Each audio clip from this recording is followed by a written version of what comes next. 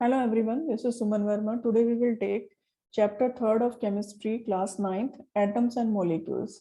हम atoms और molecules के बारे में यहाँ पर पढ़ेंगे. अब atoms क्या होते हैं और molecules क्या होते हैं, तो थोड़ा सा इनको हम इंट्रोडक्शन लेते हैं कि ये क्या है हमारे पास. What are the basic unit which constitute the matter? कौन मैटर को कॉन्स्टिट्यूट जो बेसिक यूनिट करती हैं वो कौन सी हैं, उसके बारे में हम पढ़ेंगे. हम प्रीवियस चैप्टर में स्टडी करके आए हैं कि नेचर ऑफ मैटर और उनकी क्लासिफिकेशन डिफरेंट फिजिकल स्टेट में सॉलिड है, लिक्विड है, गैसेस हैं, ये सब पढ़ के आए हैं. And we also learn that made कि मैटर जो बना हुआ है छोटे छोटे पार्टिकल से बना हुआ है.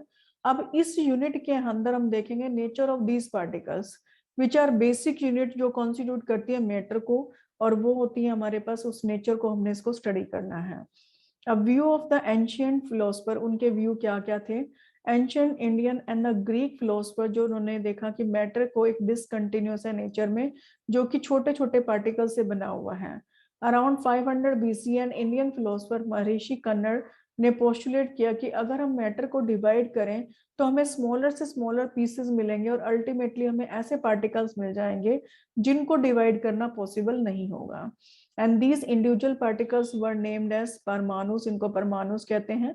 And around the same period 400 and 500 BC ancient Greek philosopher Democritus and Leucippus, उन्होंने फॉरवर्ड किया एक सेम आइडिया को. However, they called the smallest individual particle जो मैटर के हैं उनको एटम्स कहा, जो कि डिराइव एटम्स जो है ग्रीक मीन्स जो अनकट है उस वर्ड से आया है.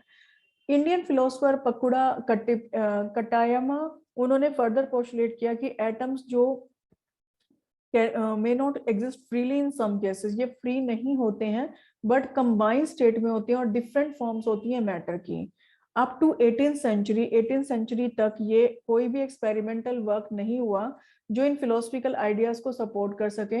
However towards the end of the 18th century Antoine Lavoisier ने इंट्रोड्यूस किया मॉडर्न केमिस्ट्री वर्ड की, और उन्होंने फॉरवर्ड किया कुछ जर्नलाइजेशन जिनको कहते हैं लॉज ऑफ केमिकल कॉम्बिनेशन, जो कि बेसिस फॉर्म थे आपके डाल्टन एटॉमिक थ्योरी पर.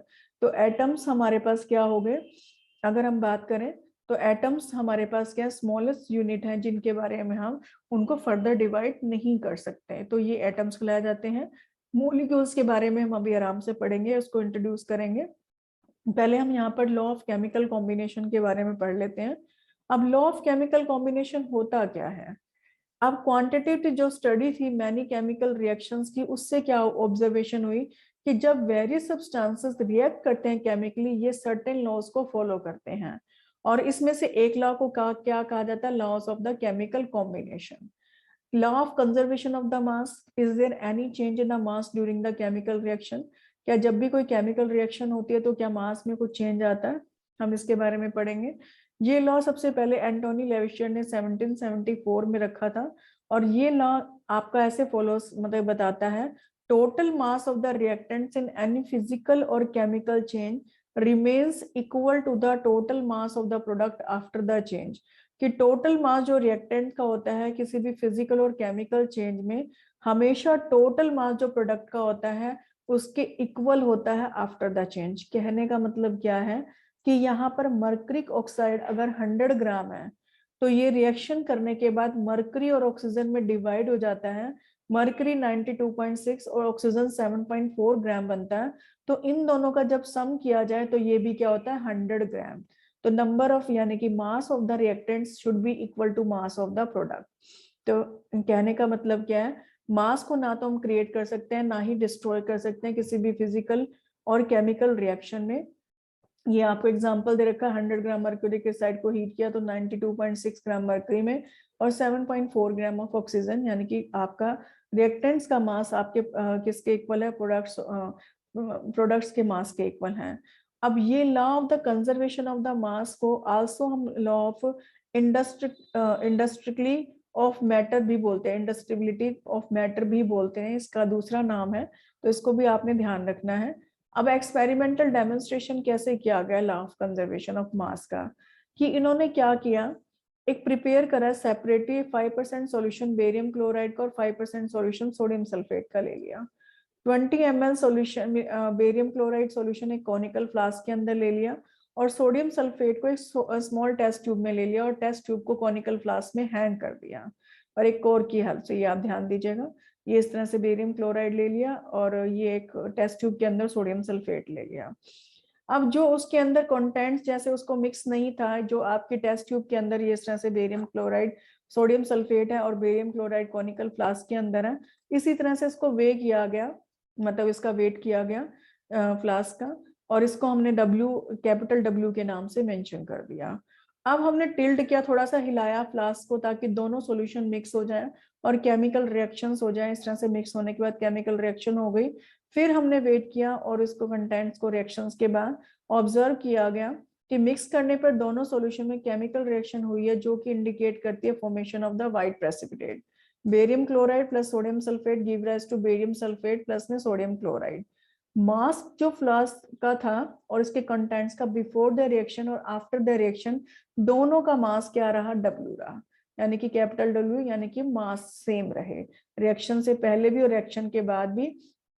इसी तरह से हम जो और अदर एक्टिविटीज को भी कैरी कर सकते हैं, कॉपर सल्फेट और सोडियम कार्बोनेट सॉल्यूशन को, सोडियम क्लोराइड और सिल्वर नाइट्रेट को।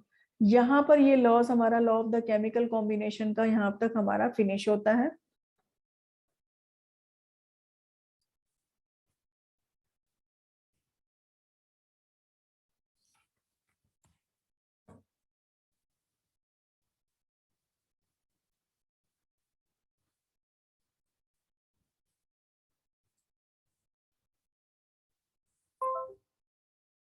नेक्स्ट आ जाइए बेटा, law of the definite proportion और the law of the constant composition. Law of definite proportion और लॉ ऑफ कांस्टेंट कंपोजिशन, इसका मतलब क्या है कि किसी भी चीज को हम जितनी अमाउंट के अंदर डालते हैं, जैसे अगर मान लीजिए 1 कप पानी के अंदर अगर 1 चम्मच चीनी है तो वो फिक्स है कि जितने ग्लासेस होंगे, 2 ग्लास है तो 2 चम्मच चीनी होगी, तो उनका प्रोपोर्शन क्या रहेगा, फिक्स रहेगा। तो ये सिंपल एग्जांपल लेते हुए हम इसको अंडरस्टैंड करते हैं।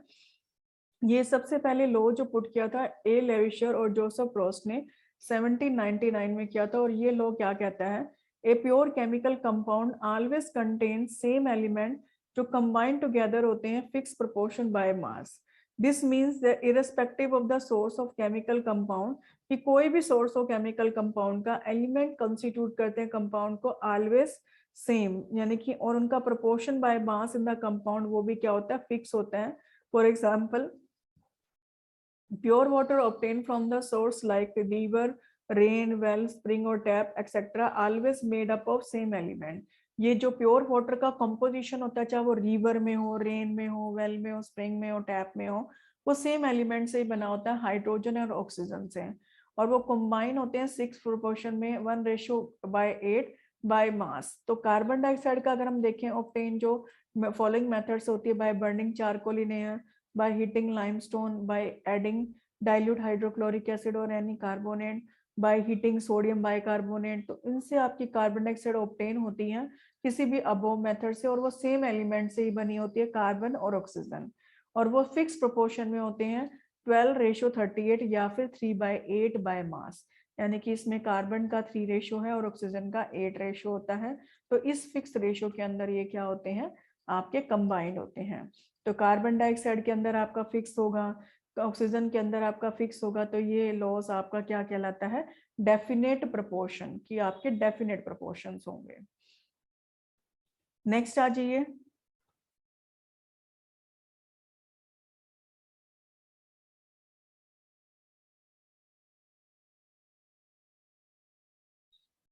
डाल्टन एटॉमिक थ्योरी के बारे में बात कर रहे हैं कि डाल्टन एटॉमिक थ्योरी क्या थी आपके पास।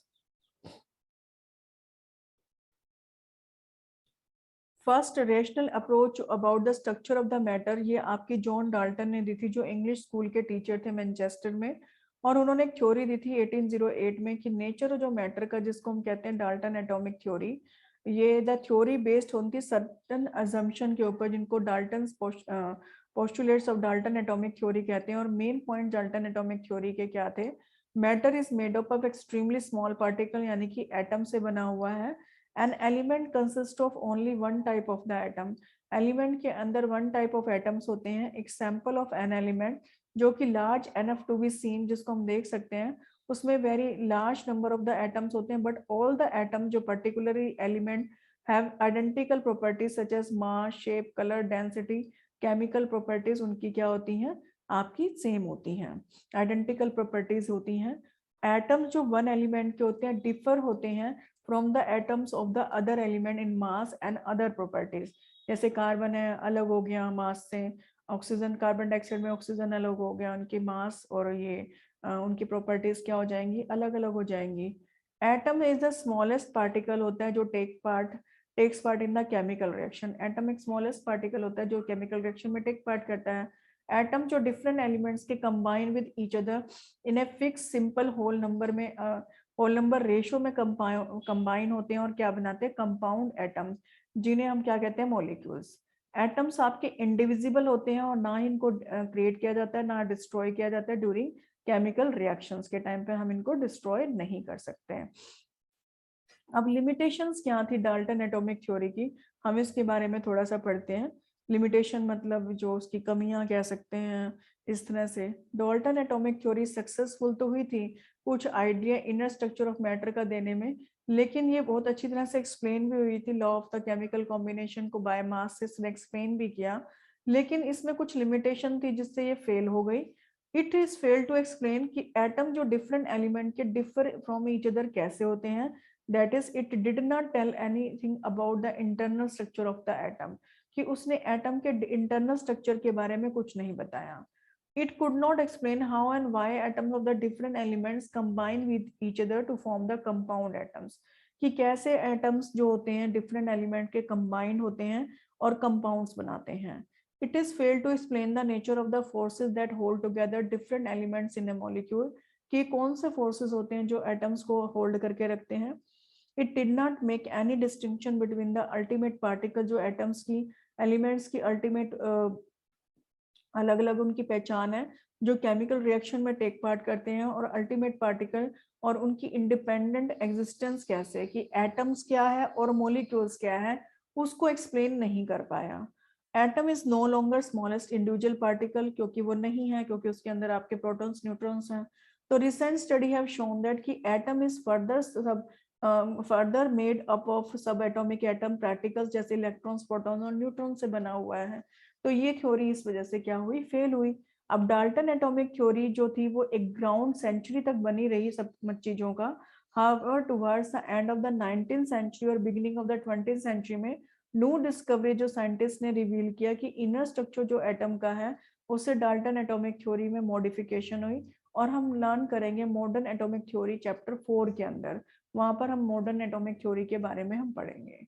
अब यहाँ पर थोड़ा सा हम थोड़ा नॉलेज प्लस के बारे में ले लेते हैं कि explanation of the laws of the chemical combination by the Dalton atomic theory, कि डाल्टन एटॉमिक थ्योरी से हम ये केमिकल कॉम्बिनेशन के लॉ को प्रूव कर रहे हैं कि law of the conservation of the mass according to Dalton atomic theory, matter किससे बना हुआ है, एटम से, और एटम्स को हम ना तो वो क्रिएट होते हैं ना ही डिस्ट्रॉय होते हैं, तो मैटर ना तो वो क्रिएट होते हैं ना ही डिस्ट्रॉय होते हैं। तो ड्यूरिंग केमिकल रिएक्शन में एटम सिंपली एक रीअरेंजमेंट में जाते हैं और न्यू सब्सटेंसेस बनाते हैं, but number of the atoms of the various kinds remains, वो सेम रहते हैं।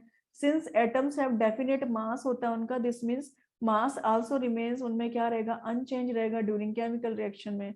अब law of the definite proportion क्या है, according to one of the postulate of the Dalton atomic theory, the number and the kinds of the atom in a compound वो क्या होते हैं, फिक्स होते हैं। This means a compound is always made up of the same element से बना होता है, as number of the atoms of the different elements in a compound वो क्या है, फिक्स हैं। इसका मतलब क्या है कि एलिमेंट्स एक कंपाउंड के अंदर प्रेजेंट होते हैं फिक्स प्रोपोर्शन बाय मास, मास से वो क्या होते हैं, फिक्स होते हैं। यहाँ पर हमने लॉ ऑफ के बारे में पढ़ा, फिर डाल्टन एटॉमिक थ्योरी के बारे में पढ़ा और इनको एक्सप्लेन किया डाल्टन एटॉमिक थ्योरी को लॉस के अकॉर्डिंग। अब हमारे पास यहाँ पर सोल्ड क्वेश्चन आंसर्स आते हैं। सोल्ड क्वेश्चन आंसर्स में आपके पास फर्स्ट क्वेश्चन है, 10 ग्राम of the calcium carbonate on heat gave 4.4 gram of carbon dioxide and 5.6 gram of the calcium oxide. Show करना है that these observation are in the arrangement with the law of the conservation of the mass. तो mass of the reactant आपके पास क्या है, 10 grams है। Product का मास 4.4 plus में 5.6 कितना हो गया, 10 ग्राम। तो सिंस टोटल मास जो प्रोडक्ट का form equal to the mass total mass of the reactant, therefore data is in a arrangement with the law of the conservation of the mass, कि law of the conservation of the mass के according ये data क्या है, fix है। ये question number 2 पर 17 gram of the silver nitrate was allowed to react with sodium chloride and resulted in the formation of 14.35 gram of silver chloride and 8.5 gram of silver nitrate. What is the mass of the sodium chloride if the law of the conservation of the mass is true? तो आप यहाँ पे ध्यान देंगे, sodium chloride silver nitrate के साथ react होकर के सोडियम नाइट्रेट और सिल्वर क्लोराइड बना रहा है। इसके नीचे आप सोडियम क्लोराइड, क्योंकि आपने मास ऑफ सोडियम क्लोराइड को लेना है तो इसको x ले लेंगे। सिल्वर नाइट्रेट आपको दे रखा है 17 ग्राम, सोडियम नाइट्रेट आपको 8.5 ग्राम दे रखा है, और सोडियम सिल्वर क्लोराइड जो आपको दे रखा है 14.35 ग्राम दे रखा है। इनके नीचे लिखेंगे और मास ऑफ सोडियम क्लोराइड को आपने x ले ही लिया है, तो मास ऑफ रिएक्टेंट आपके पास x प्लस में 17 ग्राम हो गया, मास ऑफ प्रोडक्ट 8.5 प्लस में 14.35 ग्राम, यानी कि टोटल प्लस किया तो 22.85 हो गया। According to law of conservation of the mass, mass of reactants is equal to mass of product के इक्वल हो जाएगा, तो x plus 17 is equal to 22.85 और x की वैल्यू सोल्व करके आपके पास क्या आ जाएगी 5.85 ग्राम। तो सोडियम क्लोराइड आपके पास कितना आ गया 5.85 ग्राम आ जाएगा।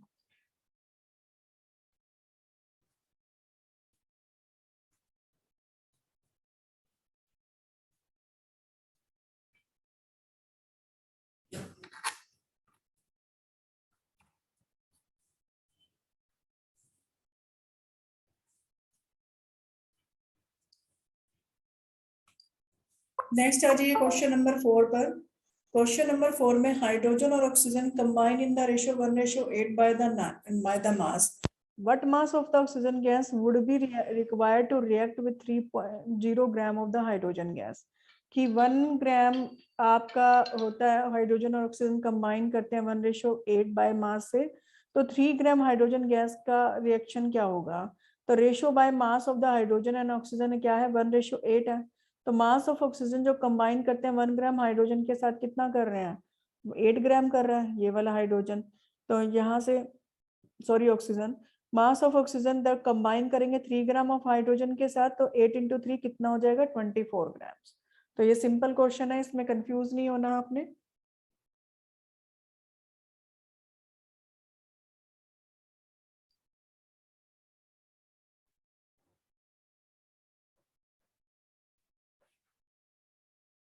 नेक्स्ट आ जाइए क्वेश्चन नंबर 5 का। Copper oxide was prepared by the two different methods by the different person. In one method, 1.75 gram of the copper gave 2.19 gram of the copper oxide, जबकि second method में 1.41 gram of the copper produce 1.43 gram of copper oxide. Show that the given data illustrate the law of the constant composition. अब इस problem में जो first method है उसमें मास of copper कितना है 1.75 gram, mass of copper oxide कितना है 2.19 gram, percentage of copper in the oxide निकालेंगे, mass of the copper upon में mass of the copper oxide into 100 करके 1.75 अपॉन में 2.19 इनटू में 100 और ये निकाल देंगे 79.9%।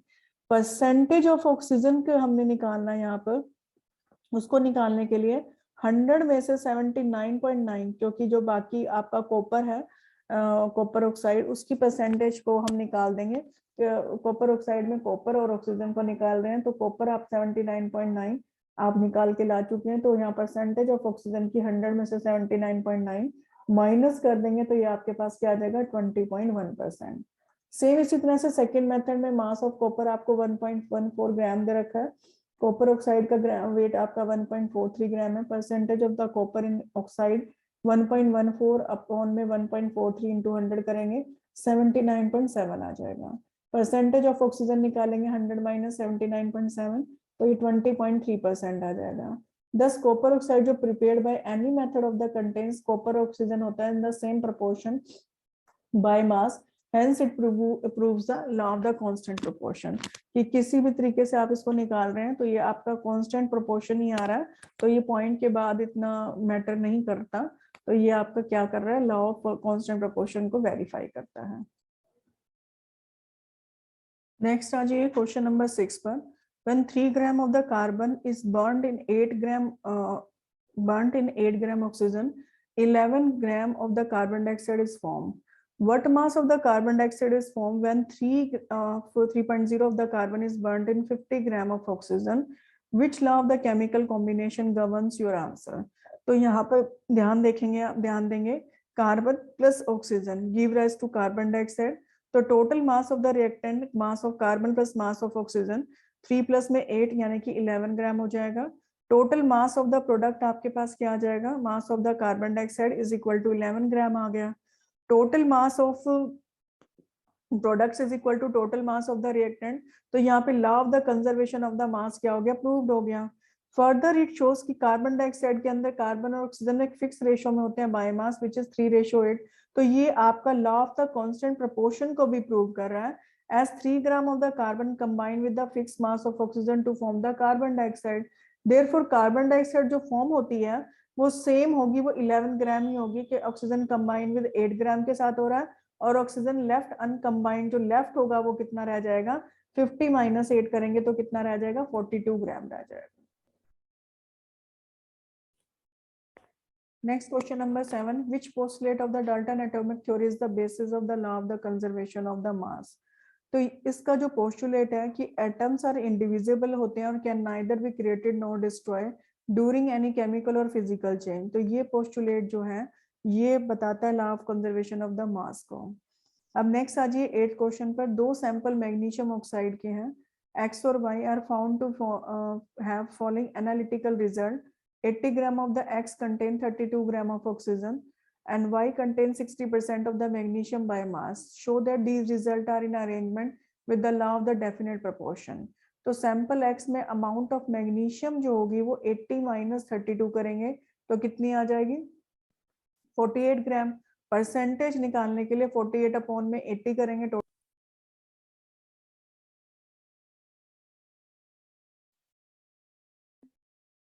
Percentage of magnesium in sample में हम मैग्नीशियम की परसेंटेज निकालेंगे तो 48 अपॉन में 80 इंटू 100 और ये क्या आ जाएगा 60%। तो बोथ द सैंपल एक्स और Y contain same proportion magnesium और ऑक्सीजन के हैं, तो ये लॉ आपका जो है जस्टिफाई कर रहा है तो डेफिनेट प्रोपोर्शन को।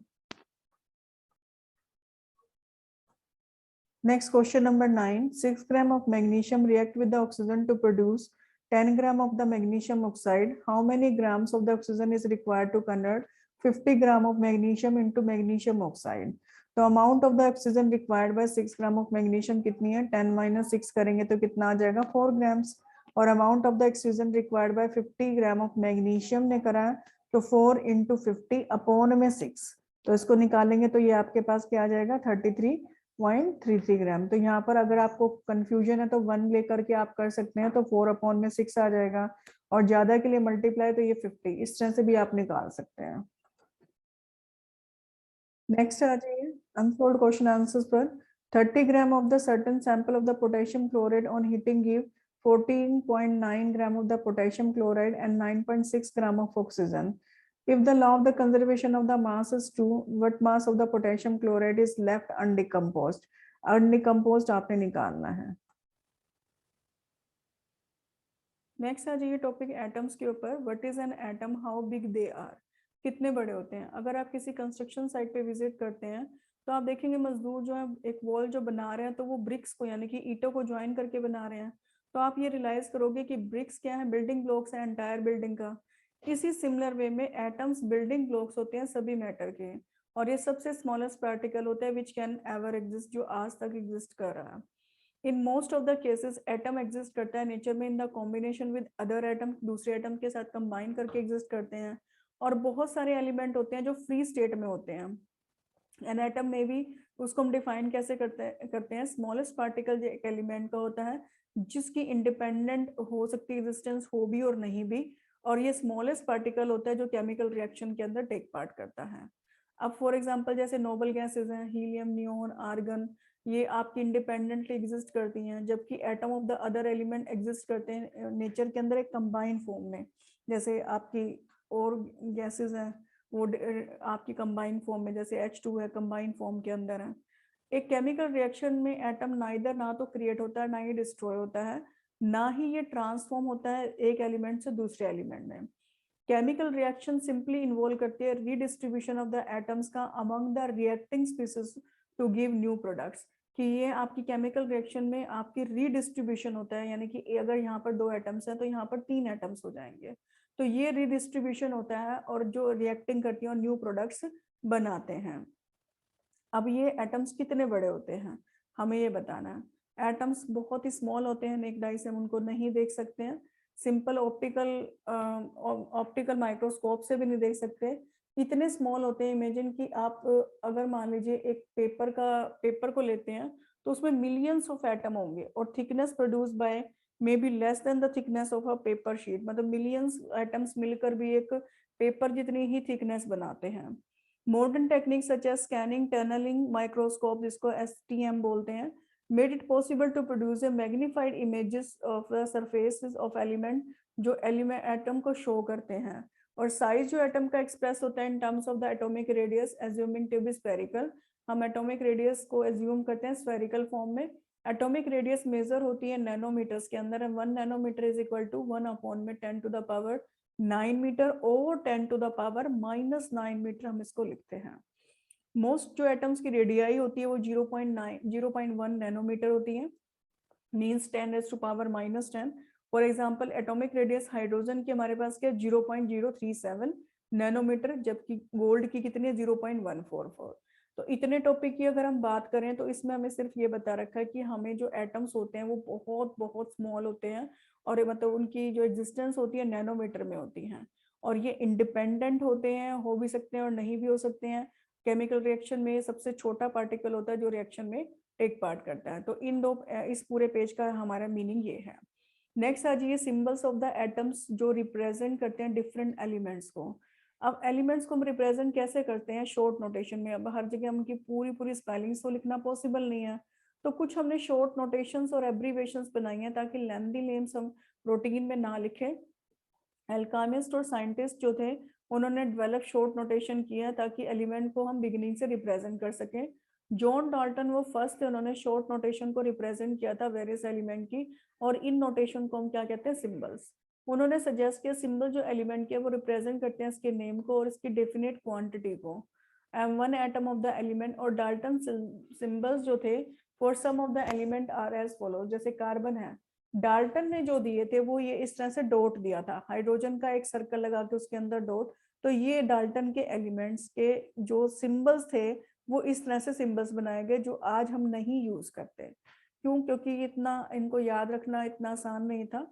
अब मॉडर्न सिंबल आ गए हैं जो, तो ब्राजीलियस एक स्वेडिश केमिस्ट थे जिन्होंने सजेस्ट किया मोर लॉजिकल मेथड कि फुल नेम हम एलिमेंट का ना रिप्रेजेंट करें और शॉर्ट फॉर्म में इसको रिप्रेजेंट करें।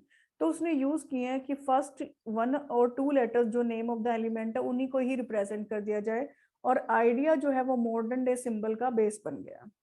और हमने ये देखा अर्ली डेज में एलिमेंट्स का नेम जो है नेम ऑफ द प्लेस के नाम पर डिस्कवर हुआ या किसी साइंटिस्ट ने डिस्कवर किया उस नाम पर उनको रखा गया, और उनकी प्रॉपर्टी जो सेम थी उसके अकॉर्डिंग भी रखा गया। जैसे कॉपर है आपका क्यूप्रस जहाँ पर प्लेस में पाया गया था वहां पर उसके नाम रखा। रदरफोर्डियम आपका जो एक साइंटिस्ट का नाम था रदरफोर्ड, उनसे आया। एंड द गोल्ड का नेम आपका इंग्लिश वर्ड जिसका मतलब येलो कलर होता है उससे आया।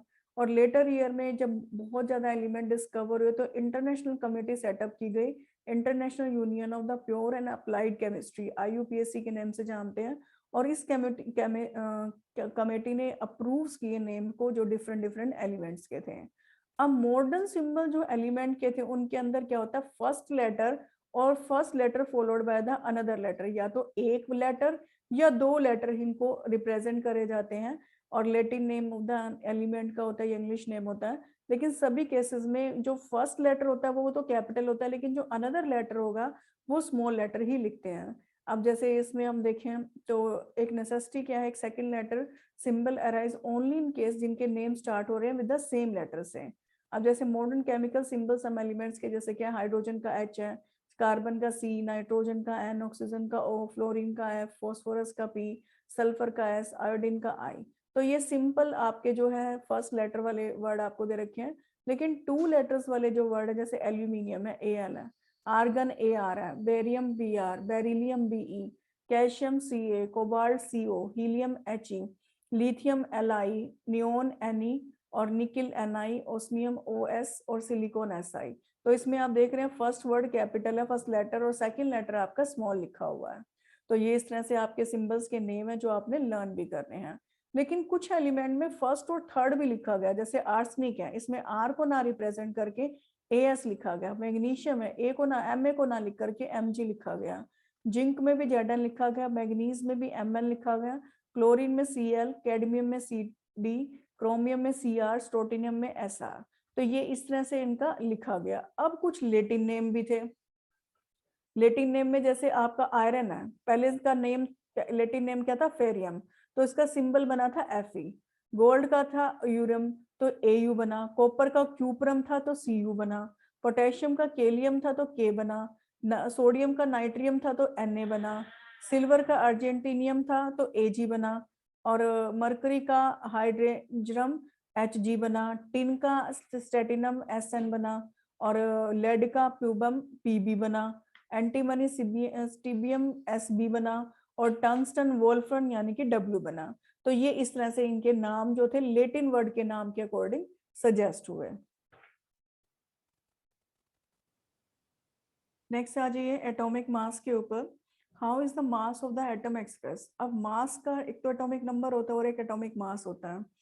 अब एटम्स जो होते हैं एक्सट्रीमली स्मॉल पार्टिकल्स होते हैं, तो ऑब्वियस सी बात है इनको may not be possible to isolate a single atom और ए वेट। तो एक सिंगल एटम को हम पकड़ के उसका वेट नहीं कर सकते। For example actual mass hydrogen mass का डिटरमाइन इनडायरेक्टली उसको डिटरमाइन किया गया 1.673 इंटू 10⁻⁻24। और ये नंबर इतना स्मॉल है and the unit gram seems to be very big unit to express the mass of the atom, कि ग्राम्स में जो हम यूज करते हैं वो एटम्स का मास एक्सप्रेस करना एक बड़ी यूनिट है। अब इस प्रॉब्लम्स को डील करने के लिए साइंटिस्ट ने रिलेटिव मासेस जो एटम के वो कंसेप्ट को लिया, और इस कंसेप्ट के अकॉर्डिंग जो मास था एटम का डिफरेंट एलिमेंट्स का वो कंपेयर किया गया सम रेफरेंस एटम के मास से, यानी कि किसी दूसरे एटम के मास से उसको कंपैरिजन कर दिया। अब जो मासेस जो ऑब्टेन हुए उसे कहा जाता है रिलेटिव एटॉमिक मास, और जो स्केल जिस पे ये मेजर हुए हैं उनको एटॉमिक मास स्केल बोलते हैं। अब हाइड्रोजन एज ए रेफरेंस, की हाइड्रोजन को रेफरेंस लेते हुए मास को कैलकुलेट करते हैं, तो इनिशियली जो रेफरेंस चूजन किया गया था हाइड्रोजन एटम, क्योंकि ये लाइटेस्ट एलिमेंट था।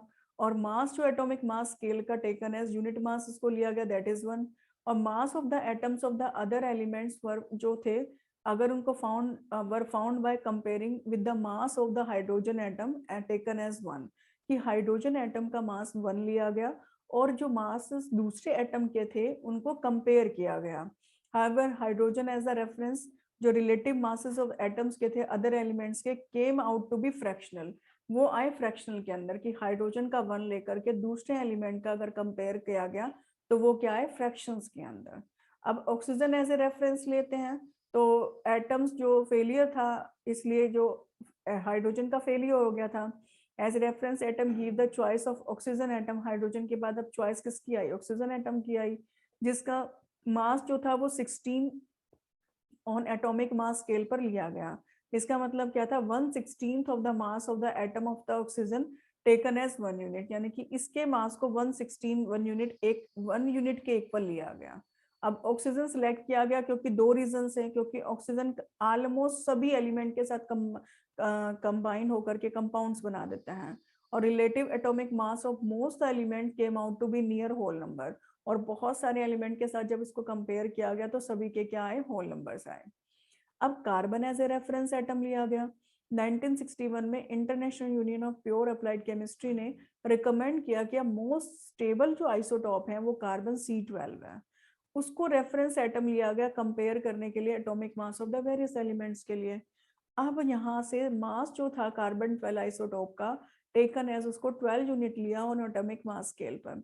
10 जो यूनिट हुई एक्सप्रेस करने की relative atomic mass of different elements की, वो 1/12 of the mass of an atom of the carbon 12 था। तो उसको हमने क्या लिया, जैसे ऑक्सीजन का 1/16 लिया था, तो कार्बन का क्या लिया, 1/12, उसको क्या ले लिया, 1 यूनिट ले लिया। Which is defined to have a mass of exactly 12 unit, यानी कि 12 यूनिट का मास है। और ये यूनिट हमें क्या कहा गया, यूनिवर्सल एटॉमिक मास यूनिट, और AMU के नाम से इसको ऑब्जर्व मतलब बनाया गया। और सिंपली यूनिफाइड मास रिप्रेजेंटेड एज, इसको U के नाम से भी रिप्रेजेंट किया गया। अब atomic mass unit U is defined as 1/12 of the mass of the an atom of the carbon 12 isotopes. अब एब्सोल्यूट मास जो कार्बन 12 एटम का था वो क्या था, 1.9924 इंटू 10⁻⁻23 ग्राम। वन एटॉमिक मास यूनिट का क्या हो जाएगा, 1.9924 इंटू 10⁻⁻23 अपॉन में 12 करेंगे, और सॉल्व करके ये आपके पास क्या आ गया, 1.66 इंटू 10⁻⁻24 ग्राम। ये एटॉमिक मास यूनिट का एक आपका वेट था। तो ये एटॉमिक मास यूनिट को हमने इस तरह से डिफाइन किया। अब atomic mass of an element में बी डिफाइंड, ये प्रॉपर जो इसकी डेफिनेशन है वो ये है, एटॉमिक मास जो एलिमेंट का होता है may be defined as average relative mass of the atom of the element as compared with the mass of an atom of the carbon 12 isotopes taken as 12 unit. इसको 12 unit लेते हुए किया गया।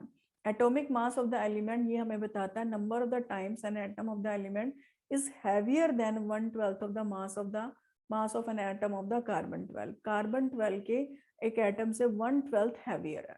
तो एटॉमिक मास क्या हो गया कि mass of one atom of the element, उसको कंपैरिजन किया गया 1/12 the mass of atoms of the carbon 12। Since atomic mass क्या थे, रिलेटिव मासेस थे, तो ये प्योर नंबर हो गए, और रिटर्न इनको विदाउट यूनिट, विदा यूनिट के इनको लिखा गया। Why do we use the word average? अब हम एवरेज वर्ड यूज क्यों करते हैं? अब ध्यान देना बेटा, इस चीज को थोड़ा सा, ये इंपॉर्टेंट चीज है।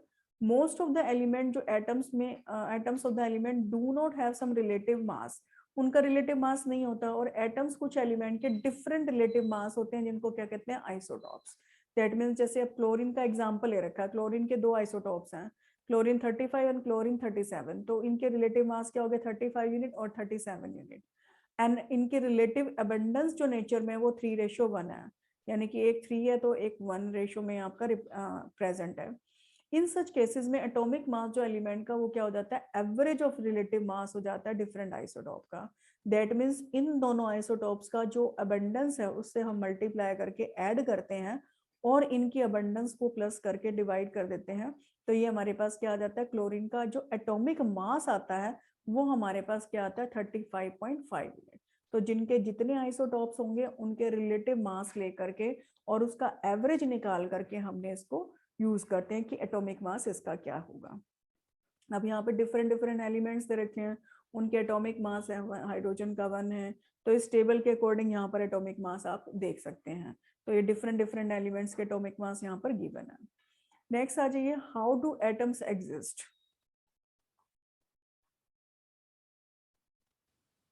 हाउ डू एटम्स एग्जिस्ट, मतलब एग्जिस्ट कैसे करते हैं। Atoms of most of the elements do not have independent existence, उनकी अपनी इंडिपेंडेंट एग्जिस्टेंस नहीं होती है।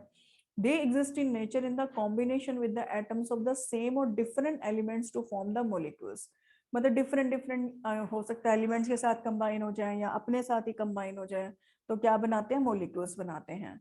कॉमन एग्जाम्पल जो मोलिक्यूल्स जिसके अंदर एटम्स होते हैं सेम एलिमेंट्स के, वो H2, chlorine, oxygen, nitrogen, fluorine, ये सब है जहाँ पर एग्जाम्पल मोलिक्यूल्स के कंटेन जिसमें डिफरेंट एलिमेंट्स होते हैं, जैसे HCl हो गया, H2S हो गया, H2O हो गया। एंड बिसाइड मोलिक्यूल जो एटम्स होते हैं वो एग्जिस्ट करते हैं इन the form of the ions like chlorine, sodium, potassium, barium, oxygen, which form ionic compound, जो कि क्या बनाते हैं, आयनिक कंपाउंड। अब हम स्टडी करेंगे मॉलिक्यूल्स एंड आयनिक कंपाउंड्स का डिटेल में इनके बारे में। अब व्हाट इज मॉलिक्यूल, अब मॉलिक्यूल होते क्या, अब इसके बारे में बात कर रहे हैं। What name is given to the smallest particle of the substance that exist independently, जो इंडिपेंडेंटली एग्जिस्ट करता है उसको क्या नाम दे रखा है। अब हमने स्टडी किया कि एटम एक स्मॉलेस्ट इंडिविजुअल पार्टिकल होता है मैटर का, जो इंडिपेंडेंट एग्जिस्ट भी कर सकता है और नहीं भी। मोलिक्यूल क्या होता है, ग्रुप ऑफ द 2 और मोर एटम्स केमिकली बॉन्डेड टुगेदर। जैसे वाटर है, वाटर में कॉम्बिनेशन H हाइड्रोजन का भी है और ऑक्सीजन का भी है, तो इसे हम क्या कहेंगे, वन मोलिक्यूल ऑफ वाटर। तो यहाँ से आपको क्लियर हो रहा होगा कि इसे हम क्या कहेंगे, वन मोलिक्यूल। और अगर एटम्स की बात की जाए तो यहाँ पर एटम्स कितने हैं, 2 हाइड्रोजन के और 1 ऑक्सीजन का। तो एटम्स में और मॉलिक्यूल में ये डिफरेंस है। तो मॉलिक्यूल क्या हो गया, एक ग्रुप होता है 2 और मोर एटम्स का, केमिकली जो बॉन्डेड होते हैं, केमिकली बॉन्ड है जैसे H2 है, और ये बिहेव करते हैं एक सिंगल एंटिटी की तरह, मतलब ये H2O कंबाइन होकर क्या बन गया, वाटर बन गया। एंड कैपेबल होते हैं इंडिपेंडेंट एग्जिस्टेंस की, अपनी इंडिपेंडेंट एग्जिस्टेंस है वाटर की। तो एटम्स जो होते हैं मॉलिक्यूल के अंदर ये टाइटली हेल्ड होते हैं अट्रैक्टिव फोर्सेस की वजह से, और मॉलिक्यूल में भी thus defined as smallest particle of the substance which can exist independently। ये smallest particle का एक मॉलिक्यूल जो होता है, स्मॉलेस्ट पार्टिकल होता है किसी भी सब्सटेंस का जो इंडिपेंडेंटली एग्जिस्ट करता है। अब मॉलिक्यूल को 2 कैटेगरीज में डिफाइन करते हैं, molecule of element and molecule of compound. अब यहाँ पर ध्यान देंगे, मॉलिक्यूल ऑफ एलिमेंट के बारे में पढ़ रहे हैं, ये चीज ध्यान से देखिएगा। What are the homoatomic, homoatomic क्या होते हैं, मॉलिक्यूल जो एक एलिमेंट के made up of the same atoms of the same element and can be homoatomic molecule, और सेम एलिमेंट से जब कंबाइन होते हैं उनको होमोएटॉमिक बोलते हैं। And molecules of the elements can be monoatomic, diatomic, triatomic, tetratomic, and polyatomic, depending on whether they contain 1 atom, 2 atom, 3 atom, 4 atoms, or more than 4 atom respectively. Number of the atom जो present होते हैं one molecule of the element में, उसे हम क्या कहते हैं, atomicity of the element। ठीक है, इसे हम बोलेंगे atomicity। और इस एग्जाम्पल हमारे क्या है, देखिए monatomic, these are the molecules noble gases के होते हैं जैसे हीलियम, आर्गन, नियोन, ये आपके क्या है मोनोएटॉमिक। डायटोमिक का मतलब क्या है, जिसमें 2 एटम्स होते हैं जैसे oxygen O2, hydrogen H2, nitrogen N2, chlorine Cl2। Triatomic molecules और मेड अप ऑफ 3 एटम से जो बने होते हैं जैसे ओजोन है, O3 है, ये कॉमन एग्जांपल है। टेट्राएटॉमिक जिसमें 4 रहते हैं जैसे P4 है, ये कॉमन एग्जांपल है। पॉलीएटॉमिक जिसमें 4 से ज्यादा होते हैं उनको पॉलीएटॉमिक बोलते हैं जैसे सल्फर, एसिड, बकमिंस्टर फुलरेंस, C60, ये एलोट्रोप है कार्बन का, जिसे आप 10th में पढ़ेंगे। अब यहाँ पे मेटल्स और अदर एलिमेंट जैसे कार्बन, सिलिकॉन, इनके भी कॉम्प्लेक्स स्ट्रक्चर होते हैं जिसके अंदर लार्ज और indefinite number of the atoms का बॉन्डेड क्या होते हैं, एक दूसरे से टुगेदर बॉन्ड होते हैं। एलिमेंट्स जो represent simply by their atomic symbol, हम ऑब्वियसली बात है Fe को रिप्रेजेंट कर रहे हैं, किसी सिंबल से रिप्रेजेंट कर रहे हैं, सोडियम, आयरन, एल्यूमिनियम, सिलिकॉन, ये सब इस तरह से, sodium Na, Fe iron, aluminium Al, Si silicon, तो ये किससे सिंबल से रिप्रेजेंट हो रहे हैं। अब मॉलिक्यूल्स ऑफ कंपाउंड, अभी तो हमने पढ़े एलिमेंट, अब हम पढ़ेंगे molecule of the compounds. What are the heteroatomic molecules, heteroatomic molecules क्या होते हैं, मॉलिक्यूल्स ऑफ द कंपाउंड जो मेड अप होते हैं different atom, made of atoms of different element, जो डिफरेंट एलिमेंट्स के एटम से बने होते हैं उन्हें हेट्रा एटॉमिक मॉलिक्यूल्स बोलते हैं। That means different elements combine होते हैं डेफिनेट प्रोपोर्शन में बाय मास। जैसे सबसे बेस्ट एग्जांपल हाइड्रोजन और ऑक्सीजन का जो 1:8 बाय मास कंबाइन है, और एटॉमिक रेशियो जो कॉरेस्पॉन्डेंस करता है इस रेशियो का H/O वो 2:1 है। 10 formula of the water molecule वो आपके पास क्या बन जाएगा, H2O। अब molecules of the compound diatomic, triatomic, tetraatomic, polyatomic भी हो सकते हैं, जो आप अभी ऊपर पढ़ के भी आए हैं। डिपेंड करता है कि उसमें एटम्स कितने, नंबर एटम्स का कितना है। अब डायटोमिक जैसे hydrogen chloride HCl, carbon monoxide CO2 आपके पास क्या हो गए, मॉलिक्यूल्स हो गए। ट्राइएटोमिक H2O, यहाँ पे 2 और 1 ये 3 हैं। कार्बन डाइऑक्साइड 1 और 2 3 हैं। टेट्राटोमिक अमोनिया NH3, यानी कि टोटल 4 एटम्स हैं। Polyatomic methane CH4, ethanol C2H5OH, यानी कि ज्यादा है 4 या 4 से ज्यादा, उनको क्या कहेंगे हम, पॉलीएटोमिक। अब हेट्राटोमिक मॉलिक्यूल्स का ये स्ट्रक्चर HCl का दे रखा है, ये वाटर का दे रखा है, ये कार्बन डाइऑक्साइड का दे रखा है। नेक्स्ट है व्हाट आर आयंस। अब आयंस क्या होते हैं, what are the smallest unit of the ionic compound. Ionic compound की स्मॉलेस्ट यूनिट क्या होती है, बहुत सारे नंबर ऑफ द कंपाउंड्स हैं जो पर्टिकुलरली मेटल, नॉन मेटल से बने हुए हैं, जिसमें एटम्स आपके not present as such but they exist in the form of the charge particle. Atoms ना होकर के उसमें चार्ज पार्टिकल्स होते हैं, जैसे सोडियम क्लोराइड में सोडियम जो प्रेजेंट होता है Na पॉजिटिव की फॉर्म में, और क्लोरीन जो प्रेजेंट होता है Cl नेगेटिव की फॉर्म में होता है। And these 4 species are called ions, इनको हम आयंस कहते हैं।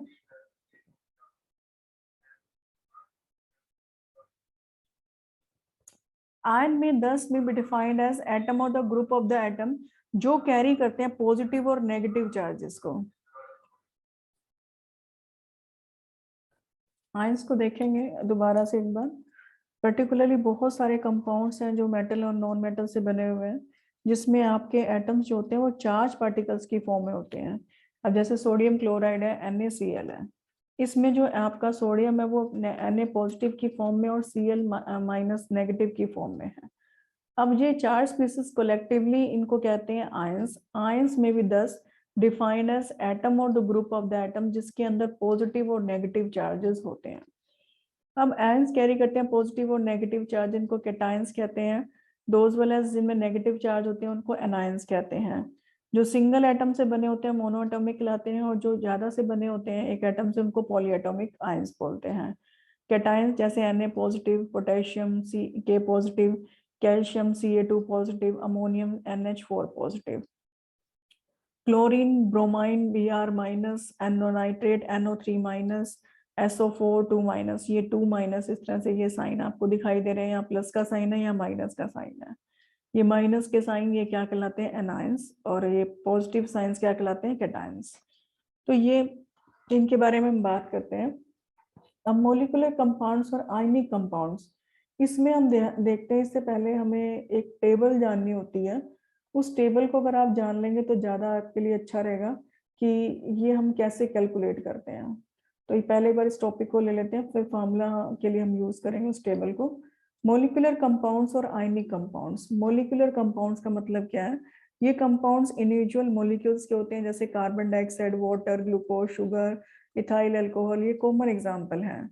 अब ये कंपाउंड जो बने होते हैं कॉम्बिनेशन टू और नॉन मेटेलिक एलिमेंट से बने होते हैं, और जो टू और नॉन मेटेलिक एलिमेंट्स होते हैं उनको कहते हैं बाइनरी कंपाउंड्स। अब जैसे common example HCl, H2O, NH3, ये एग्जांपल दे रखे हैं। Naming the simple binary molecular compounds. For naming the simple binary molecules, जो कंपाउंड्स है उनको नाम देने के लिए फर्स्ट जो एलिमेंट यानी कि लेस इलेक्ट्रोनेगेटिव एलिमेंट जो होता है वो named as such, while the name of the second element more electronegative written with an ID। तो ध्यान दीजिएगा कि लिखते कैसे हैं। हाइड्रोजन है, अब हाइड्रोजन का आयंस अगर आ जाएगा तो क्या बन जाएगा? हाइड्राइड। ऑक्सीजन क्या तो ऑक्साइड, फ्लोरीन है तो फ्लोराइड हो जाएगा, सल्फर है तो सल्फाइड, क्लोरीन है तो क्लोराइड, नाइट्रोजन है तो नाइट्राइड, आयोडीन है तो आयोडाइड, कार्बन है तो कार्बाइड। ये आपके पास क्या बन जाएंगे? इस तरह से आपके एलिमेंट्स ये बन जाएंगे आयंस। अब फर्स्ट एलिमेंट यानी कि लेस इलेक्ट्रोनेगेटिव एलिमेंट नेम है such while the name of the second element is written with an ide naming. तो ये इस तरह से आपका आइड बन जाएगा। अब नंबर ऑफ द एटम्स जो कि आपके ईच एलिमेंट के generally indicated in the names by adding the prefix भी डाल देते हैं, जैसे डाई, ट्राई, टेट्रा, पेंटा। जैसे N2O5 है तो N2 यानी कि 2 है तो ये क्या हो गया? डाई। ऑक्सीजन 5 है, पेंटा ऑक्साइड, डाई नाइट्रोजन पेंटाऑक्साइड, और PCl3 is called phosphorus trichloride. ये 3 बार है तो ट्राइक्लोराइड 3 के लिए। अब लेटर ए और ओ जो प्रीफिक्स के ड्रॉप हो जाते हैं, अगर ये अपीयर्स, एक चीज और रह गया, इट में be noted that at this stage अगर मान लीजिए कोई और only one atom of the first element, तो प्रीफिक्स मोनो हम यूज नहीं करेंगे। अगर सिंपल है तो उसका नाम लिखा जाएगा, मोनो वर्ड हम नहीं यूज करते। लेटर ए और ओ जो प्रीफिक्स का अगर ड्रॉप कर देते हैं, अगर लेटर में अगर वॉवल हो, जैसे मान लीजिए टेट्रा ऑक्साइड है, नोट टेट्रा ऑक्साइड, तो टेट्रो ऑक्साइड इसको लिखेंगे, टेट्रा ऑक्साइड नहीं लिखेंगे। पेंटो ऑक्साइड लिखेंगे, पेंटा ऑक्साइड नहीं लिखेंगे। अगर वावल आ गया तो हम ये पेंटा ए को कट कर देंगे, वावल को कट कर देते हैं। In the first element molecular जो कंपाउंड अगर मान लीजिए हाइड्रोजन है तो कोई भी प्रीफिक्स इसमें रिटर्न नहीं करते। जैसे मान लीजिए H2S है, इसको हाइड्रोजन सल्फाइड कहेंगे, जबकि मतलब ये ऐसा नहीं कहेंगे कि डाई हाइड्रोजन सल्फाइड, ये रॉन्ग होगा। तो हाइड्रोजन सल्फाइड कहेंगे, तो हाइड्रोजन के लिए एक्सेप्शनल है। कॉमन नेम्स क्वाइट ऑफन हम यूज करते हैं साइंटिफिक नेम की जगह, जैसे H2S को वाटर कहते हैं, नोट हाइड्रोजन ऑक्साइड। ये चीज हमारा NH3 उसको अमोनिया कहते हैं, ना कि नाइट्रोजन ट्राइक्लोराइड। तो CH3 मीथेन कहा जाता है, मतलब घर के नाम ज्यादा बुलाए जाते हैं, साइंटिफिक नेम नहीं बुलाए जाते। Naming the ionic compounds, name कैसे देते हैं? अब कंपाउंड्स पॉजिटिव और नेगेटिव आयन से बने होते हैं जिनको आयनिक कंपाउंड्स कहते हैं। अब आयनिक कंपाउंड जो total positive charge carried by the cations is equal to total negative charge carried by the anions, so that ionic compound as a whole is electrically neutral. पूरा ionic compound अपने आप में क्या होता है? Neutral होता है। और नेम करने के लिए आयनिक कंपाउंड का जो कैटायन पहले लिखा जाता है, फिर एनायन लिखा जाता है, और सबक्रिस्ट जो फिगर होता है उसको हम नहीं लिखते हैं। जैसे BaCl2 है तो बेरियम, इसको barium chloride, note barium dichloride, barium dichloride नहीं लिखा जाएगा, बेरियम क्लोराइड लिखा जाएगा। ठीक है। Names of the sub molecular जैसे आपके टेबल में दे रखे हैं, ये कार्बन डाइऑक्साइड है, नाइट्रोजन ऑक्साइड है, सल्फर ट्राइऑक्साइड है, फास्फोरस ट्राइक्लोराइड है, calcium chloride, sodium bromide, sodium sulphate, potassium phosphate. तो यहाँ पे आपके ये फार्मूले इस तरह से बनते हैं। नेक्स्ट चैप्टर प्रोसीड होने से पहले आपको एक टेबल के बारे में जानना जरूरी है, जो कि चैप्टर 4 की टेबल है, स्ट्रक्चर ऑफ एटम की। अब आपके जैसे स्कूल में रोल नंबर होते हैं, वैसे ही हमारे पास जो एलिमेंट्स हैं पीरियोडिक टेबल के, उनके रोल नंबर हैं, जिसको हम कहते हैं एटॉमिक नंबर। कि एटॉमिक नंबर यानी कि इनके अंदर कितने इलेक्ट्रॉन्स हैं। तो अब यहाँ पर ध्यान दीजिएगा, जैसे हाइड्रोजन है, helium, lithium, beryllium, boron, carbon, तो ये इनके क्या है? नंबर हैं।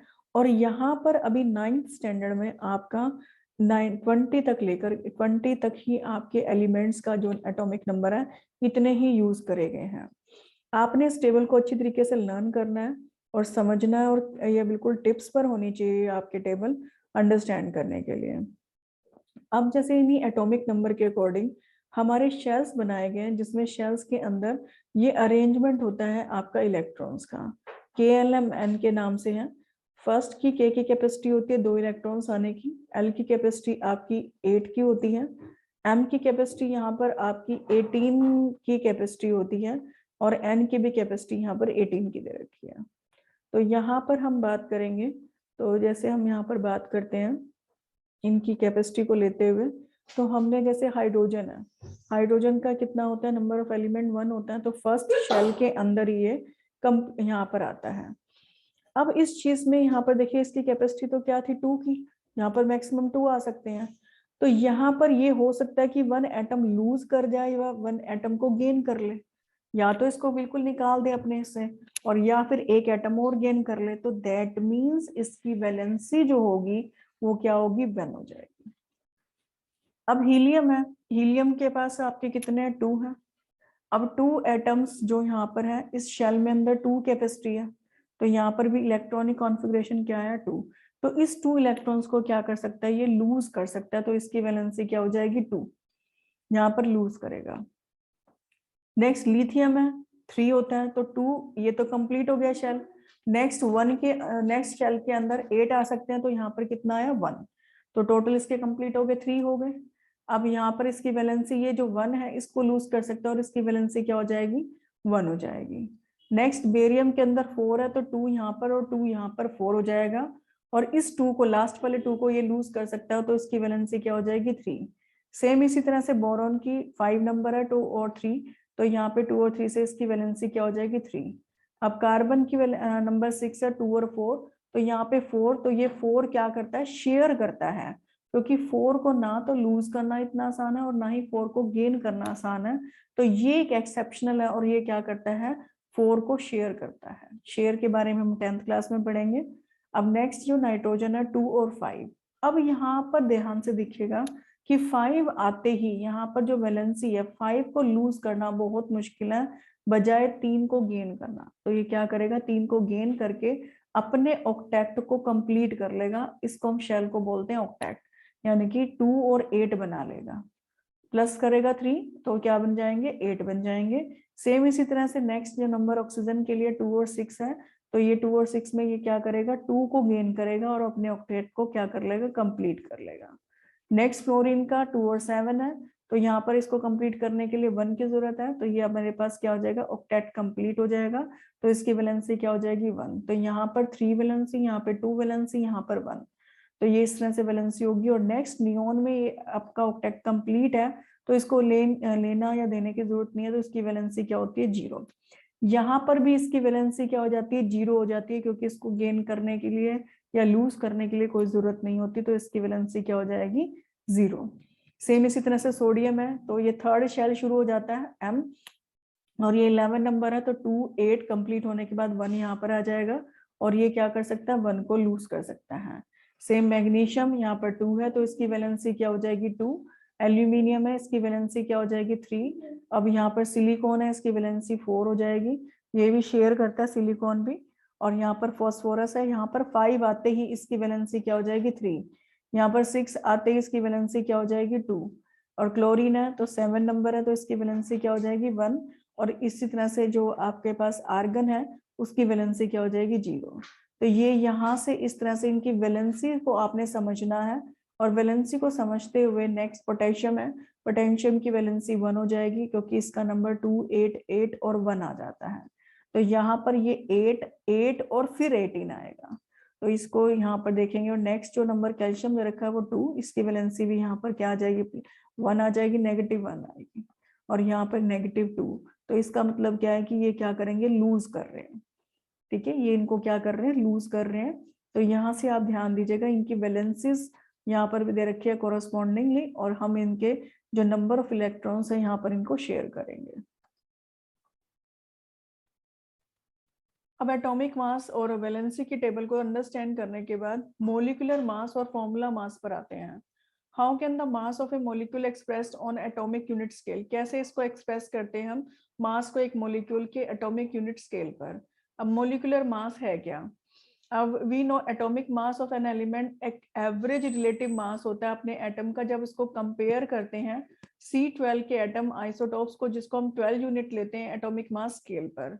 अब मोलिकुलर मास को हम इस तरह से भी डिफाइन कर सकते हैं, molecular mass of a substance is the average relative mass होता है इसके मोलिक्यूल्स का as compared to the mass of an atom of carbon 12 isotope taken as 12 unit on atomic mass scale. In other words molecular mass of the substance represent करता है number of the times the molecule of the substance is heavier than 1/12 of the mass of an atom of C12 isotope. It can be put as molecular mass is equal to mass of one molecule of the substance upon में 1/12 of the mass of C12 atom. तो that means हम इसको कैसे major करेंगे कि मास 1 molecule substance का लेकर के उसको 1/12 मास ऑफ कार्बन 12 के एटम के 1/12 मास से हम डिवाइड कर देंगे, तो हमारे पास क्या आ जाएगा, मोलिकुलर मास। अब हम मोलिकुलर मास की कैलकुलेशंस कैसे करते हैं, इसको अंडरस्टैंड करना, ये पेपर में आने वाली चीजें हैं। तो कैलकुलेशन कैसे करते हैं, molecular mass of the substance can be calculated by atomic by adding the atomic masses. Atomic masses को हम ऐड करते हैं और मोलिकुलर मास निकालते हैं। अब जैसे हाइड्रोजन है, H2 है, तो यहाँ पे हाइड्रोजन का जो मास होता है वो क्या होता है, 1 यूनिट होता है। और कितने एटम्स है, 2 एटम्स है, तो क्या हो जाएगा, 2 into 1 दैट मीन्स 2 यूनिट। इसी तरह से ऑक्सीजन है, ऑक्सीजन का मास आपके पास क्या होता है, 16। यहाँ पे कितने एटम्स हैं, 3, तो 16 into 3 आपके पास क्या आ जाएगा, 48 यूनिट। अब कार्बन है, कार्बन का मास कितना होता है, 12 होता है, तो 12 into 1 प्लस में ऑक्सीजन का मास होता है 16 into में आपके पास क्या हो जाएगा, 2, तो 1 into में 12, 12 प्लस और 16 into में 2, 32, और कैलकुलेट करके ये आपके पास क्या आ जाएगा, 44 यूनिट। तो इस चीज को ध्यान से समझते हुए आप काम करेंगे। H2O वाटर है, तो वाटर के आपके मॉलिक्यूल्स, हाइड्रोजन का मॉलिक्यूल 1 मास 1 होता है, 2 मॉलिक्यूल्स हैं, और ऑक्सीजन का 1 मॉलिक्यूल है, तो 1 into में 16, तो 2 into में 1, 1 into में 16, आपके पास क्या आ जाएगा, 18 यूनिट। तो ये सबसे पहले आपको फार्मूला जो मॉलिकुलर मास है ये कैलकुलेट करना आना चाहिए। तो what is the formula unit and formula unit मास। अब फार्मूला यूनिट और फार्मूला यूनिट मास क्या होती है। अब आयनिक कंपाउंड में पार्टिकल्स आयंस होते हैं, नोट मॉलिक्यूल्स। आयंस होते हैं, मॉलिक्यूल्स नहीं होते हैं। जैसे ये आपका आयनिक कंपाउंड है, तो इसमें Na और Cl, ये आपके क्या है, दोनों Na पॉजिटिव और Cl नेगेटिव, ये दोनों आपके क्या है, आयंस है।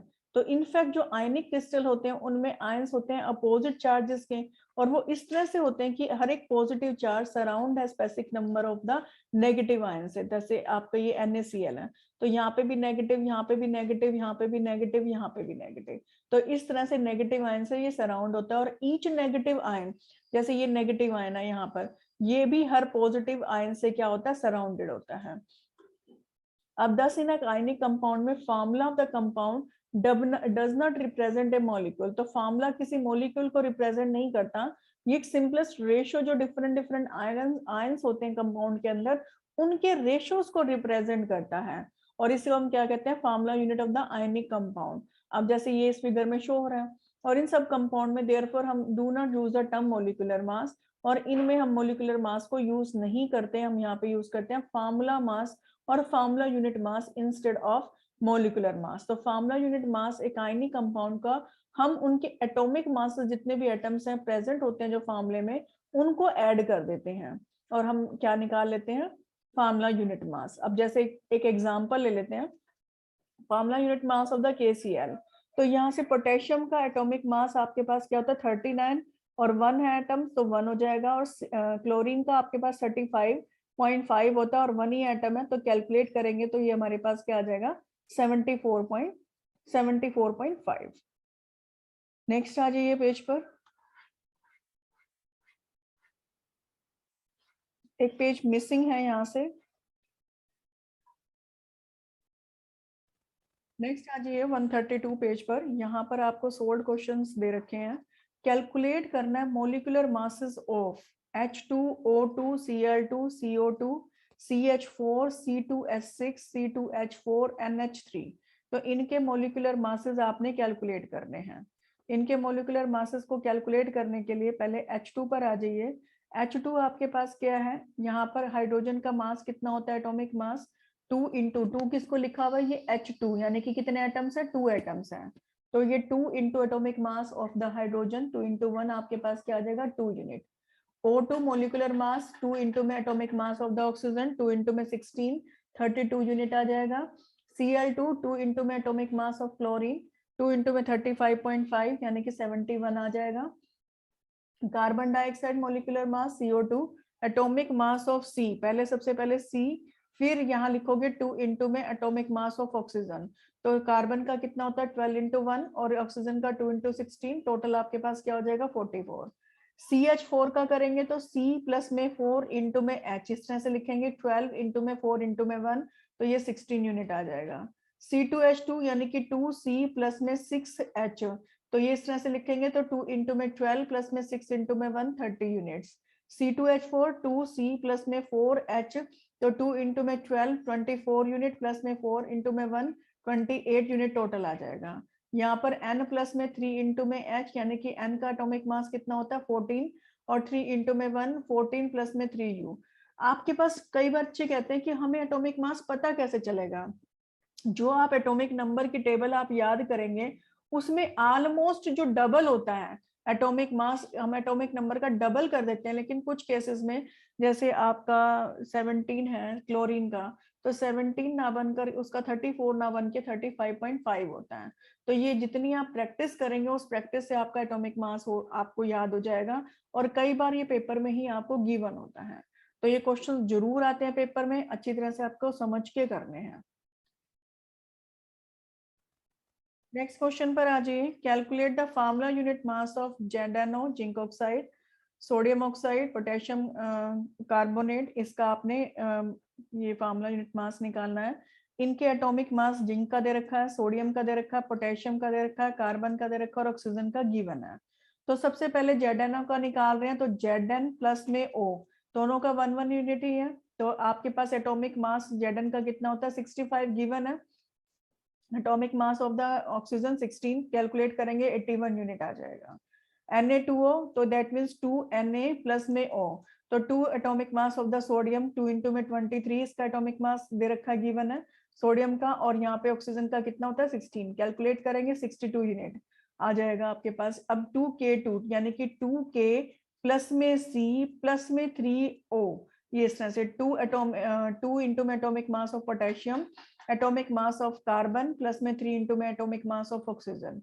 तो पोटेशियम का आपको दे रखा 39, 2 इंटू में 39 प्लस में 12 इंटू प्लस में 12 इंटू में 3 इंटू में 16, कैलकुलेट करके ये आपके पास क्या आ जाएगा 138 यूनिट।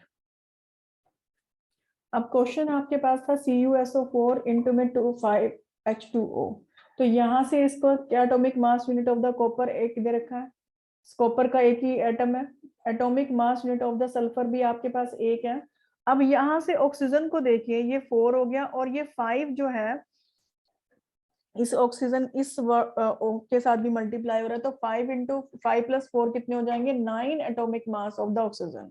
5+4 कितने हो जाएंगे, 9 हो जाएंगे। और यहाँ पर जो हाइड्रोजन के हैं वो 5 इंटू 2 10 हो जाएंगे, 10 into atomic mass of hydrogen. तो इनको कैलकुलेट करेंगे, कैलकुलेट करके ये आपके पास क्या आ जाएगा, 249.5 यूनिट। अब next question, how would you differentiate between the molecule of an element और molecule of a compound.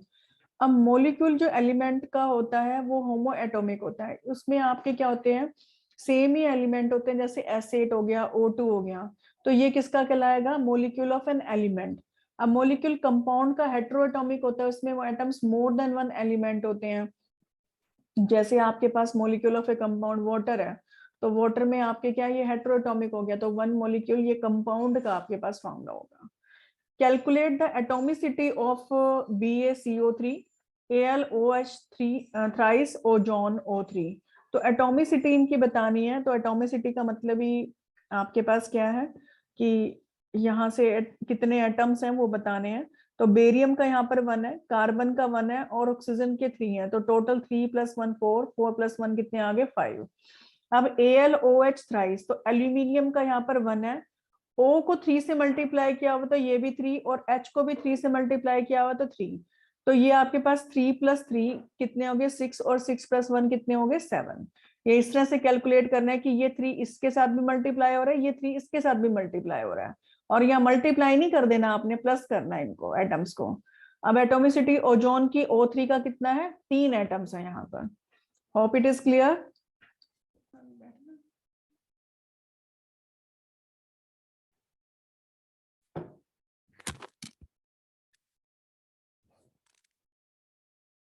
Next आ जाइए टॉपिक केमिकल फॉर्मूले पे, which is very very important topic. अब shorthand notation for a compound, एक compound की shorthand notation क्या होती है। अब आपने पहले भी पढ़ा होगा कि एलिमेंट्स रिप्रेजेंट होते हैं एब्रीवेटेड फॉर्म के अंदर बाय देयर सिंबल, सिंबल से उनको हम रिप्रेजेंट करते हैं। और सिमिलर वे में जो कंपाउंड्स होते हैं वो भी शॉर्ट फॉर्म में केमिकल फॉर्मूले से रिप्रेजेंट होते हैं। Chemical formula may be defined as brief representation of a chemical compound in terms of the symbol of the constituents element. Elements के उनके जो सिंबल्स होते हैं उनसे हम रिप्रेजेंट करते हैं केमिकल फार्मूले को। केमिकल फार्मूला ये हमें बताता है actual number of the atom of the various element जो प्रेजेंट होते हैं one molecule of the compound में। अब chemical formula of a simple substance can be obtain by writing the symbols of constituents element side by side लिखते हैं। वो represent करते हैं number of the atoms of the element को इन ए molecule by subscript figure. ये subscript figure होता है, जो ये नीचे की तरफ होता है उसको सबस्क्रिप्ट फिगर बोलते हैं। फॉर एग्जांपल हाइड्रोजन का मॉलिक्यूल जिसके अंदर 2 हाइड्रोजन एटम है, therefore formula of the hydrogen molecule आपके पास क्या हो जाएगा, H2। अब यहाँ पर नोट करने वाली बात है कि जो फिगर इसमें सबस्क्रिप्ट में लिखा हुआ है is not written with the symbol, because क्योंकि symbol itself represent one atom, एक ही एटम को कर रहा है। लेकिन अब यहाँ पर अगर वाटर में आपके 2 हाइड्रोजन एटम है और 1 ऑक्सीजन एटम है, तो इसका फार्मूला क्या हो जाएगा, H2O। अब कंपाउंड लिखे कैसे जाते हैं, सबसे पहले तो ये ध्यान रख लेना, how formula of a compound can be written. अब writing the chemical formula of the compound based होता है कंसेप्ट वैलेंसी के ऊपर, जिसे combining capacity of the elements बताते हैं। और ये हमने जब टेबल की थी उसमें हमने वैलेंसी को बारे में पढ़ा भी था। वैलेंसी या combining capacity of the element is defined as number of the hydrogen atom और number of the chlorine atoms और double the number of the oxygen atom जो कंबाइन करते हैं one atom of the element. आप इस definition को नहीं करेंगे, आप सिंपली याद करेंगे combining capacity. Valency of nitrogen आपके पास क्या होती है, 3। This means 1 nitrogen atom combine करता है 3 हाइड्रोजन एटम के साथ। वैलेंसी ऑफ ऑक्सीजन आपके पास 2 है और इसका फार्मूला बन जाता है NH3। अब ऑक्सीजन की वैलेंसी 2 है, तो हाइड्रोजन के 2 एटम के साथ कंबाइन होता है ऑक्सीजन, तो ये बनाता है H2O। अब हाइड्रोजन की वैलेंसी 1, क्लोरीन की भी 1 होती है, ब्रोमीन की भी 1, आयोडीन की भी 1, ऑक्सीजन की 2, सल्फर की 2, नाइट्रोजन की 3 और कार्बन की 4 होती हैं। अब वैलेंसी ऑफ आयंस की हम बात करते हैं कि पॉजिटिव और negative equal two units of the positive और नेगेटिव जो कैरी करते हैं आयंस को, जैसे पोटेशियम है तो K पॉजिटिव, उसमें 1 यूनिट पॉजिटिव चार्ज है, देयरफॉर इसकी वैलेंसी क्या हो जाएगी, 1। अगर Mg2 पॉजिटिव है तो इसकी वैलेंसी कितनी होगी 2, इसमें 2 पॉजिटिव चार्ज है, और Cl नेगेटिव तो इसकी वैलेंसी कितनी है 1, NO3 माइनस इसकी वैलेंसी कितनी है 1, Ca2 माइनस इस 2 प्लस इसकी वैलेंसी 2, और SO4 2 माइनस इसकी वैलेंसी क्या हो जाएगी 2। तो वैलेंसी ऑफ सम पॉजिटिव और नेगेटिव आयंस आपकी इस टेबल के अंदर दे रखी है, and you have to cram this table. ये टेबल आपको अच्छी तरीके से लर्न करनी है। Hydrogen H positive, sodium Na positive, potassium K positive, silver Ag positive, copper Cu positive, gold Au positive, ammonium NH4 positive, barium Ba2 positive, magnesium Mg2 positive, calcium Ca2 positive, copper cupric जिसको बोल देते हैं Cu2 positive, iron Fe2 positive, zinc Zn2 positive, cobalt CO2 positive, nickel Ni2 positive, lead Pb2 positive, cadmium Cd positive, aluminium Al3 positive, chromium Cr3 positive, iron Fe3 positive, और gold Au3 positive. तो ये इस तरह से आपने इस table को learn करना है जिनकी वैलेंसी के साथ है। This is the next table. ये मोनोवैलेंट आयंस और डाइवैलेंट आयंस और ट्राइवैलेंट आयंस के ऊपर बनी हुई है, आयंस के ऊपर बनी हुई है, ठीक है, एनायंस एनायंस के ऊपर बनी हुई है। तो इसको और अच्छी तरीके से आपने याद रखना है। Hydride H negative, hydroxide OH negative, chloride Cl negative, bromide Br negative, iodide I negative, nitrite NO2 negative, nitrate NO3 negative, bicarbonate SCO3 negative, bisulphate HSO4 negative, permanganate MnO4 negative, cyanide Cn negative, chlorate ClO3।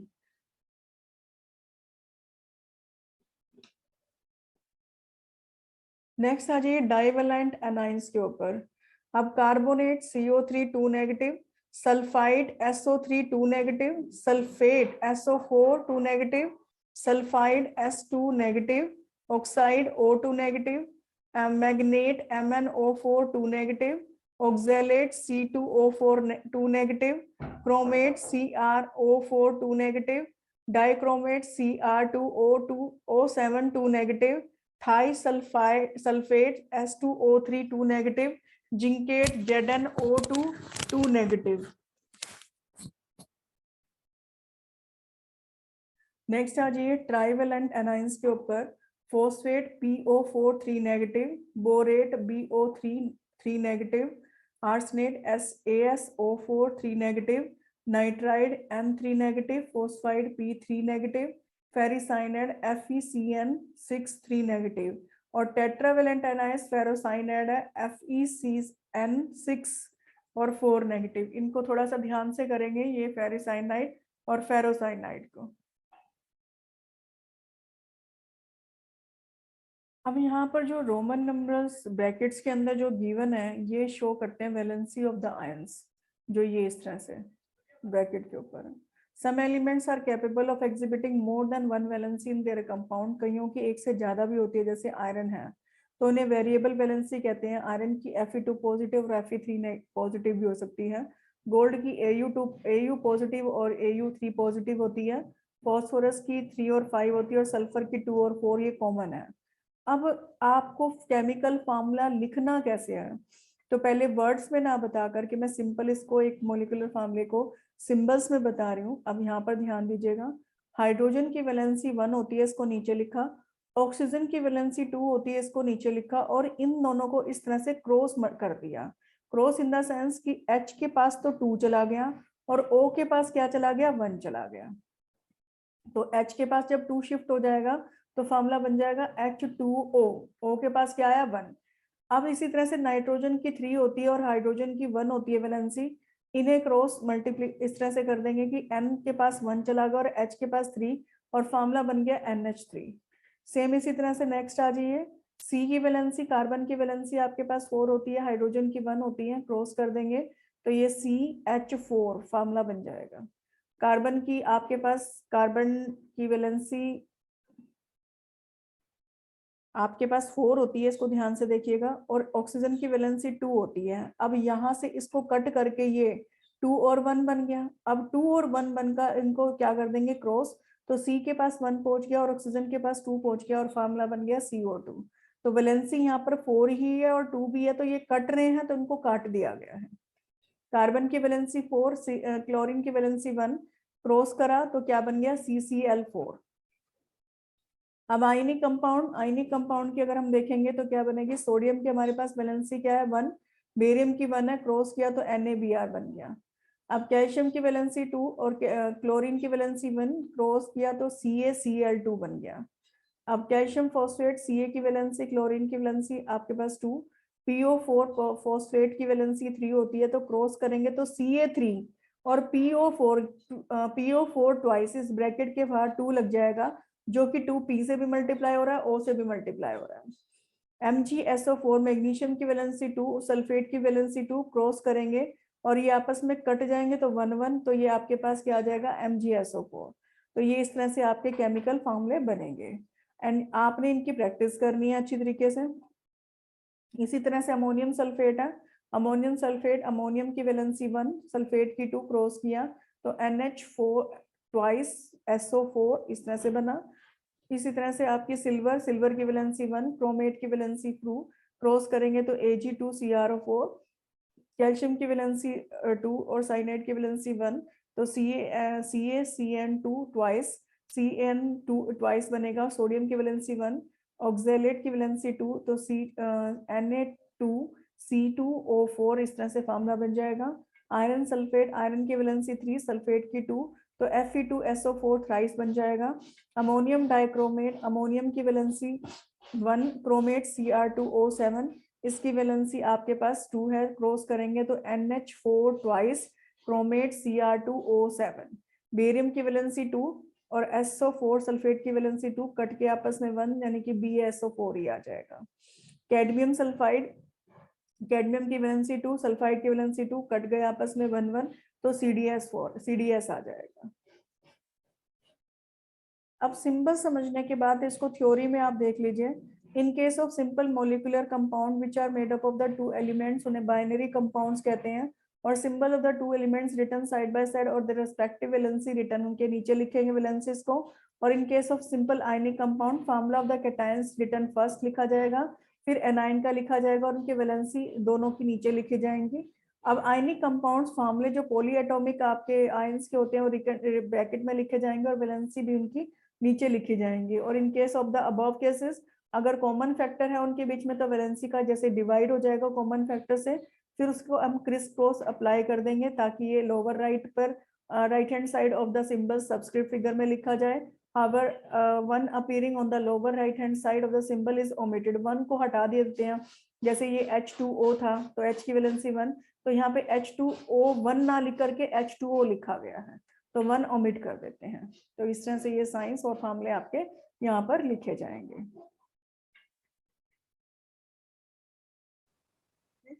Practice questions आपके हैं ये। What is mean by the term chemical formula? Chemical formula से आपका ये practice question से पहले हमें question answers भी करने हैं जो सोल्व क्वेश्चन आंसर्स हैं। Write down the formula of the sodium oxide. अब सोडियम ऑक्साइड का फार्मूला लिखने के लिए सोडियम की वैलेंसी क्या होती है 1, ऑक्सीजन की 2 होती है, क्रॉस करेंगे इसको तो क्या बन जाएगा N2O, ये इसका फार्मूला बन जाएगा सोडियम ऑक्साइड का। एल्यूमिनियम क्लोराइड Al, यानी कि एल्यूमिनियम की वैलेंसी 3 होती है, क्लोरीन की 1 होती है, तो क्रॉस करेंगे तो बन जाएगा AlCl3। Sodium sulphide, N sodium का 1, सल्फर का 2, तो ये क्रॉस करेंगे तो Na2S बन जाएगा। मैग्नीशियम हाइड्रोक्साइड, मैग्नीशियम Mg2, इसकी वैलेंसी मैग्नीशियम की 2 होती है और हाइड्रोक्साइड की आपके पास वैलेंसी 1 होती है। तो ये टेबल से आपको याद रखना कि आप पूछेंगे कहाँ से आया, तो इसकी वैलेंसी आपको टेबल से याद रखनी है। और जब क्रॉस करेंगे तो ये MgOH ट्वाइस, यानी कि O के ऊपर भी 2 है और H के ऊपर भी 2 है, जब दोनों है तो इसको ब्रैकेट में हम इस तरह से लिख सकते हैं।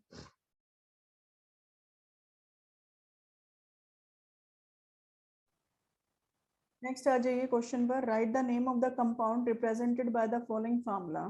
तो Al2SO4 थ्राइस एल्यूमिनियम सल्फेट है, CaCl2 calcium chloride, K2SO4 potassium sulphate, KNO3 potassium nitrate CaCO3 calcium carbonate. तो ये इनके नाम इस तरह से आपको याद करने हैं। अब एलिमेंट्स के यहाँ पर नाम दे रखे हैं, कंपाउंड्स फार्मूला आपको बताना है। क्विकलाइम CaO होता है और इसके अंदर कैल्शियम और ऑक्सीजन होते हैं, और एलिमेंट जो प्रेजेंट है वो भी बताने हैं। हाइड्रोजन ब्रोमाइड HBr होता है जिसमें हाइड्रोजन और ब्रोमाइड है, सॉरी ब्रोमाइन है। बेकिंग पाउडर NaHCO3, सोडियम, ये सोडियम है, ये हाइड्रोजन, ये कार्बन और ये oxygen. Aluminium chloride AlCl3, aluminium और क्लोरीन है इसमें। कैल्शियम कार्बोनेट CaCO3, कैल्शियम है, कार्बन है और ऑक्सीजन है। तो ये तीन इस तरह से एलिमेंट यहाँ पर गिवन है। नेक्स्ट आ जाइए, how many atoms are present in H2S। H2S में 2 यहाँ हाइड्रोजन के हैं और 1 सल्फर का, तो टोटल कितने हो जाएंगे 3 एटम्स। PO4 3 माइनस, तो P फास्फोरस का यहाँ पर 1 है और ऑक्सीजन के 4 है, तो टोटल कितने हो गए 5। तो 5 इस तरह से यहाँ पर ये एटम्स हैं। नेक्स्ट आ जाइए, a metal M form the chloride of the formula MCl3। What is the valency of the M? Write the formula of the metal sulfate, metal sulfide, metal carbonate and metal chlorate। तो यहाँ पर जो formula है उसको दे रखा है MCl3। तो यहाँ पर आप अच्छी तरीके से जानते हैं कि क्लोरीन की वैलेंसी 1 होती है और M की वैलेंसी यहाँ पर 3 हो जाएगी, क्योंकि ये यहाँ पर इस तरह से जब क्रॉस करते हैं तो फार्मूला बनता है MCl3। ये आप यहाँ से कोरिलेट कर सकते हैं। तो ऑब्वियस ही बात है, जब इसको इधर पहुंचा देते हैं वैलेंसी को फर्स्ट एलिमेंट के पास, तो ये M की वैलेंसी क्या होगी 3 हो गई। तो M की वैलेंसी यहाँ पर, अब हमें सल्फेट का बनाना है। सल्फेट की वैलेंसी 2 होती है, जो अगेन आपने टेबल से लर्न करनी है, और जब क्रॉस करेंगे तो M2SO4 थ्राइस, ये फार्मूला सल्फेट का बनेगा। सल्फाइड M की वैलेंसी आपकी 3 है, सल्फर की सल्फाइड यानी कि S की वैलेंसी 2 होती, क्रॉस करेंगे तो M2S3 बन जाएगा। मेटल कार्बोनेट M की वैलेंसी 3, CO3 की वैलेंसी 2, क्रॉस करेंगे तो M2CO3 thrice. Metal chlorate M की वैलेंसी 3, ClO3, इसकी वैलेंसी 1, क्रॉस करेंगे तो ये MClO3 थ्राइस। O3 के साथ ये थ्राइस हो जाएगा, तो ये क्या बन जाएगा, ये इस तरह से ये फार्मूले बन जाएंगे।